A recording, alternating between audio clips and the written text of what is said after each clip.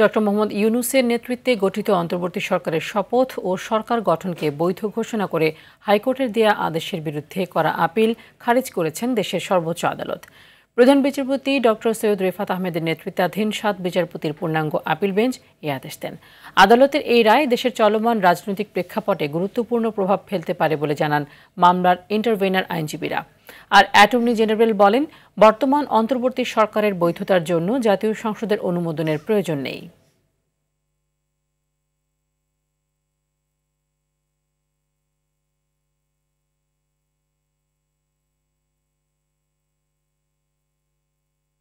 আদালত বলেছেন যে হাইকোর্ট বিভাগ জনাব মহসিন রশিদের রিট পিটিশন যে সরাসরি খারিজ করে দিয়েছিলেন, ওনারা বলেছেন যে সেই খারিজটি আইন এবং ফ্যাক্ট অনুযায়ী সেটা যথার্থ ছিল এবং এই আদালতের কোনো ইন্টারফেয়ারেন্সের প্রয়োজন নেই বিধায় কোনো লিভ গ্রান্ট করা হলো না।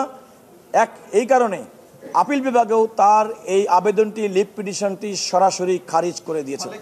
এটা জনগণের ইচ্ছার প্রতিফলন। জনগণ তার ক্ষমতা নিজের হাতে নিয়ে যেভাবে বলেছেন এই সরকার সেভাবে গঠিত হয়েছে এবং জনগণ নিজেরাই ঠিক করে দিয়েছেন। এর সাথে 106 এগুলো মিলবে না।